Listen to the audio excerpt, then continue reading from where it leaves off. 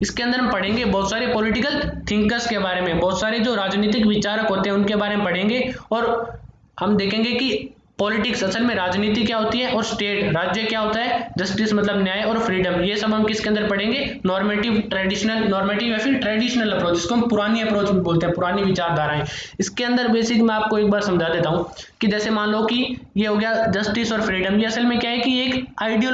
Ideal चीज की तो ये बात कर रहे हैं कि क्या होना चाहिए, ठीक है, इनको ये मतलब नहीं है कि क्या है, इनको यही तो है कि कुछ लोगों ने एज्यूम ही तो किया होगा कि जस्टिस ये है, फ्रीडम ये है, ये आइडियल चीज की बात करते हैं कि सब कुछ अच्छा ही होना चाहिए, ठीक है,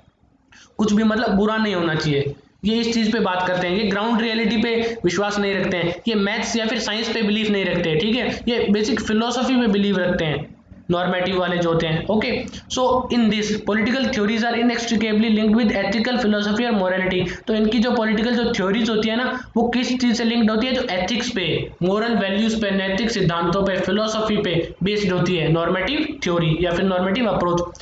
so it is believed that, तो ये किस चीज पे विश्वास रखते हैं कि ये जो दुनिया है, ये जो वर्ल्ड है, ठीक है, इसके पीछे का लॉजिक क्या है, पर्पस क्या है और गोल क्या है इस दुनिया का, मतलब तर्क, उद्देश्य और लक्ष्य क्या है, ठीक है, और हम इसके अंदर ये देखते हैं कि इस दुनिया का ये मानते हैं कि इस दुनिया का जो अस्तित्व है वो किस तरीके से, इसके पीछे का लॉजिक, पर्पस और गोल है वो क्या है, वो हम कैसे समझ सकते हैं, सिर्फ एक थ्योरिस्ट की इंटरप्रिटेशन से हम समझ सकते हैं,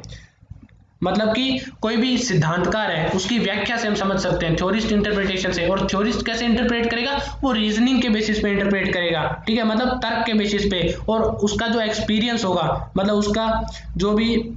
उसने एक्सपीरियंस, उसने जो अनुभव किया इतने टाइम से, और उसकी इनसाइट, उसकी कुछ अंतर्दृष्टि भी होगी, ठीक है। नॉर्मेटिव वाले ये समझते हैं कि क्या है, मतलब कि क्या होना चाहिए, और ये जो पूरा वर्ल्ड है इसका लॉजिक, पर्पस और गोल हम सिर्फ एक थ्योरिस्ट की इंटरप्रिटेशन से समझ सकते हैं, और वो इंटरप्रिटेशन करेगा रीजनिंग और इनसाइट और एक्सपीरियंस के बेसिस पे।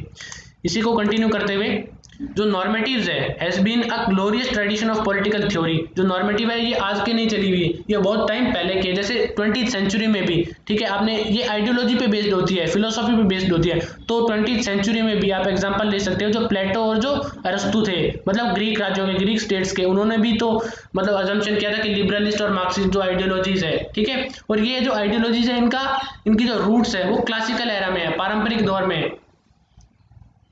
जिसको हम शास्त्रीय युग भी बोलते हैं, ठीक है, तो इसकी जो जड़ें हैं वो क्लासिकल एरा में है।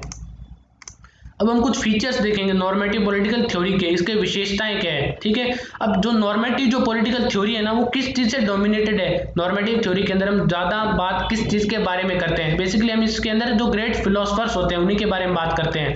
जैसे प्लेटो, एरिस्टोटल, हॉब्स, रोल्स, और ये ग्रेट क्यों थे, इनको हम ग्रेट क्यों बोलते हैं, क्योंकि ये अपने अपने स्कोप में इनकी मास्टर्स थी, तो हम नॉर्मेटिव के अंदर हम ज्यादा किस चीज के बारे में पढ़ते हैं, हम फिलोसफर्स के और उनकी ग्रेट फिलोसफीज के बारे में ही पढ़ते हैं, ये इससे डोमिनेटेड है। So normative theory believes in ultimate good and consider political good as a part of it, ये जो नॉर्मेटिव होते हैं ना ये परम अच्छे में विश्वास रखते हैं, और इनका ये मानना है कि जो राजनीतिक अच्छाई है ना ये इस परम अच्छे का ही पार्ट है, ठीक है, अल्टीमेट गुड मतलब सब कुछ अच्छा होना चाहिए, सभी अच्छा होगा ना तभी मतलब जो पॉलिटिकल सिस्टम है तभी वो अच्छा होगा, ठीक है, इनके यहाँ पर बुरे के लिए कोई जगह नहीं है। ग्राउंड रियलिटी पे तो असल में बहुत कुछ बुरा होता है, लेकिन ये उस चीज को मानते हैं, नकारते हैं कि हाँ होना तो एकदम आइडियल चाहिए, सब कुछ आइडियल होना चाहिए, मानो कि कोई राजा है तो अपने फायदे के लिए सोचे ना, उसकी कोई परिवार होना नहीं चाहिए, उसका कास्ट कुछ नहीं होनी चाहिए, बस वो लोगों के फायदे के लिए वो काम करे, ठीक है। So normative theory believes in political whole, तो इनके लिए जो पूरा पॉलिटिकल है वो किस चीज पे बेस्ड है, अजम्पशन पे बेस्ड है, लोगों का ये कहना है कि ये जो राइट्स है, मतलब जो अधिकार है, फ्रीडम मतलब जो आज़ादी है, और इक्वलिटी लोगों के साथ जो समानता है, जस्टिस मतलब न्याय, ये सब होना चाहिए, तो ये असल में ग्राउंड रियलिटी पे बहुत सारी जगह नहीं है, और आप देखोगे कि ये फ्रीडम, इक्वलिटी, जस्टिस ये भी तो लोगों के अजम्पशंस ही तो है, ये असल में ये कोई ऑब्जेक्ट तो है नहीं, तो एक टाइम पे लोगों ने अज्यूम किया होगा कि न्याय होना चाहिए, इक्वलिटी होनी चाहिए, फ्रीडम होनी चाहिए, तो ये बेसिक अजम्पशन पे ये बात करते हैं, ठीक है।